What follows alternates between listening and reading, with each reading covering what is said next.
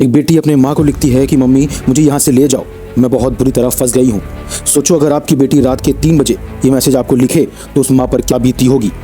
एक लड़की जो कुछ महीने पहले ही दुल्हन बनी थी, आज वो अपने ही घर में डर के साथ जी रही थी। उसके चेहरे पर शादी वाली मुस्कान थी, लेकिन दिल के अंदर चीखें दबी हुई थी।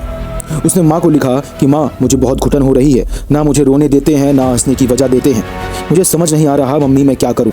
और फिर कुछ दिनों बाद खबर आती है कि लड़की की संदिग्ध मौत हो गई है। लेकिन सवाल ये है, क्या ये सिर्फ मौत थी या धीरे धीरे रोज मारी गई उस बेटी की कहानी।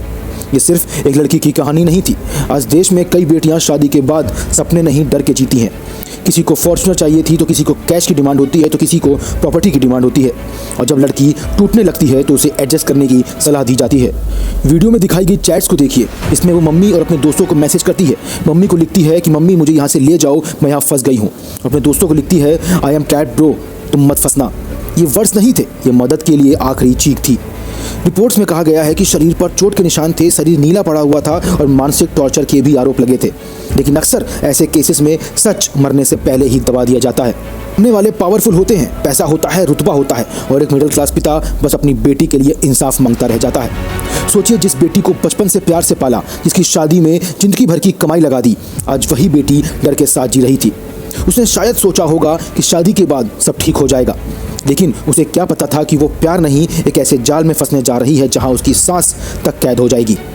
सबसे दर्दनाक बात पता है क्या है? मरने से पहले भी वो अपनी माँ को परेशान नहीं करना चाहती थी, वो बस घर जाना चाहती थी। एक बेटी जो कभी अपने घर की हंसी होती है, वो शादी के बाद इतना डर जाए कि रात को रोकर मदद मांगे।